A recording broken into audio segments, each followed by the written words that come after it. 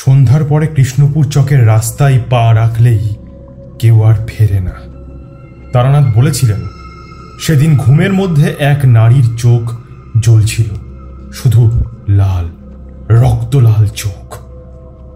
লোকেরা বলে সন্ধ্যার পর রাস্তায় নুপুরের শব্দ শোনা যায়, তারপরে আর কেউ থাকে না, শুধু রক্তের গন্ধ।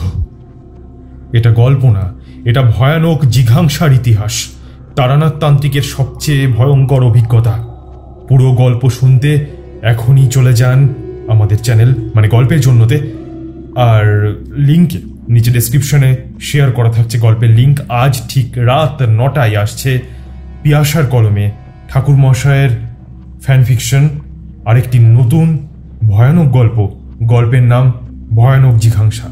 তাহলে দেখা হচ্ছে আজ রাত 9টায়। আর হ্যাঁ, ভয় পেলে শুনবেন না, সাহস থাকলে শুনুন একা হেডফোনে।